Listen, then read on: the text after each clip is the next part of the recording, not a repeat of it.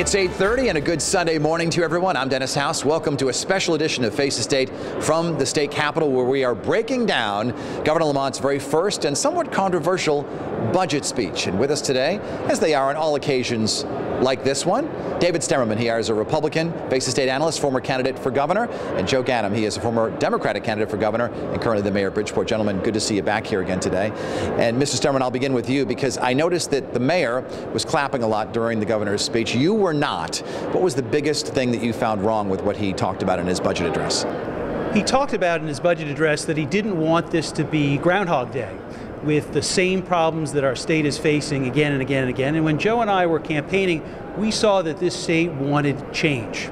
And the governor talked about change. And while I share his aspirations of a balanced budget, better education, better transportation, I'm concerned that the way he's going about doing it, which is more taxes, tolls, more regulations and burdens on business, is going to put us exactly in the same place where we've been for the last 8 years. He did call for the dismissal of that business entity tax, which you had called for as a candidate. I did. So he tossed us a bone. Politicians of both parties agreed with labor union leaders to make promises for benefits that were too generous at the time, and both employers, meaning the state, and employees never put aside the money. And when the governor talked about these structural budget deficits, that's at the core, and I don't think he addressed it honestly, and I don't think he did enough today. You liked what he had to say. Yeah, well, I disagree certainly on the last part a lot. He came out of the box in a tough situation. We all knew this for months as we went around the state. This was not going to be an easy moment for whoever the governor was. He stepped up, talked about the pension deficits, a way to address them. There's going to be partnership. Talked about an open door policy. Let's work together on this. Let's figure it out. And touched on some things that I think are very important to the people of the state of Connecticut. And I think that what came through to me a lot was, because I heard him say it a few times, is let's work together on this. My door's open. We got to figure this out. And this is a process. This is the beginning of the process. And I know a lot of work went into kind of laying out a blueprint for a budget. I'm hopeful that it touches on all things we need in the cities and towns and education, all that. And I think they're there. You live in a city where many of your constituents are living paycheck to paycheck. They live in the most, one of the most expensive counties in the nation. And now they're going to be asked to pay tolls, perhaps if they have to drive from Bridgeport to work in New Haven or to work in Stamford, things like that. How is that going to go over well? Yeah, I think certainly the feeling for people with tolls, I think is, and he touched upon it, I think better than maybe it came out in the media earlier, was we all want people that are driving through our state who are beating up our roads, whether they're trucks or whoever they are, and we're paying for their states and their highways to pay for ours. But none of us really want to take on the hit. You're right, in an affluent county, in a less than affluent financially city, it's hard. So the debate, I thought the governor framed it well. The debate's out there. He's got trucks only out there. There's bills in there that talk about trucks and cars, and we've got to pay for transportation. I'm a strong proponent that if we're going to move Connecticut forward, it's going to be by rebuilding in large part our transportation system for this whole next century. Mr. Stemerman, I know a lot of people, a lot of Republicans are against tolls altogether. Is no tolls as a policy realistic?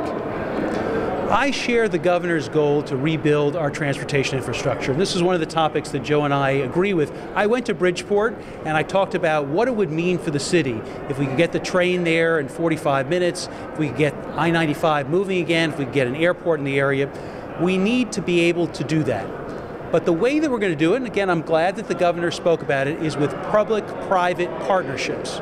We can't have the same approach that we've taken, which costs too much. It's inefficient. We don't have the expertise. We need to bring in the private sector. We can do these projects, and when the governor says his door is open, I hope he means it, and I hope we can work together to get these projects. Can he do it without tolls, though? What I know is that we're spending far too much today, and the approach that I don't like with the governor is he's saying, let's start with tolls. What I say is, let's start with what are our priorities, what do we want to achieve, and then let's ask the private sector to build it for us in the cheapest way possible. And then we'll talk about how much resources we need, rather than saying, let's go get as much money as possible, and then we'll spend it. Let's talk about some of these new taxes that he's talked about on wine bottles, plastic bags, things like that. How will that go over? There's always going to be pushback on all of those. I think elimination, do you support them? Things like, I think he's trying to go with the sin taxes on those. And so there's certainly much more acceptable. If you say to somebody, hey, I'm going to tax your soda or your vaping, I know my son actually is not going to like that. But But more importantly than that, doing away with things like the taxes, $250 a year, whatever it is on small businesses, I think that's a good move. Sending a message out that he wants to hold the line on income tax and sales tax, at least at the levels, I think is a good message as well, in a very difficult situation where the state needs revenue, and not, which I think people will recognize as though it's difficult, not kicking the can down the road and saying, let's just push it down, let's deal with it now. I think that's admirable. What about these new taxes? Yeah, so it is difficult, and I don't want to give any illusion the Republicans don't think that it's difficult. But the place that Governor Lamont began with, it's actually the same place that Governor Malloy did 8 years ago, which is about growth and jobs. What I saw that was missing from this was what was going to lead a business, a small business, a family to say, I believe that this is turning around and I want to grow here, I want to hire here. Some of the other proposals for a small business. I spoke with an owner of a fastener plant in Naugatuck.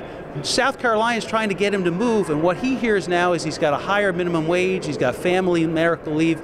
I'm concerned that he's going to leave, and the young people in Naugatuck, instead of getting a job there, they're going to have no place to go. You both said many things as candidates on the campaign trail. You shook a lot of hands, told people made a lot of promises. The governor appears to be stepping back from a pledge he made that there would be no tolls on passenger vehicles. How will that affect him politically?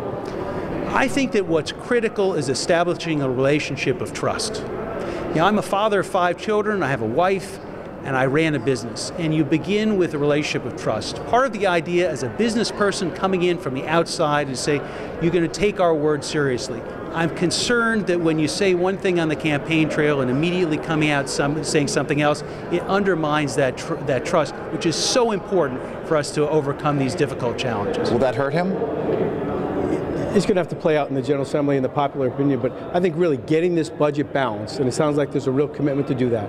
I hope with a commitment towards the things that we think will be included in it, transportation, education. I've talked about an urban agenda that helps our cities. I think that's a way to build this, balancing that budget.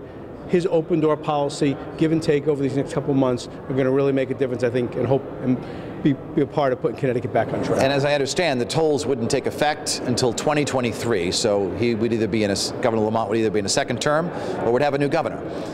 My hope with that is that we'll talk about this collaboratively, and that we'll get Republicans and Democrats, the administration, the legislature together and talk about what can we do together, how can we do it, and hopefully we can convince them that it won't involve tolling every vehicle on the roads. One final question, letter grade for his overall speech.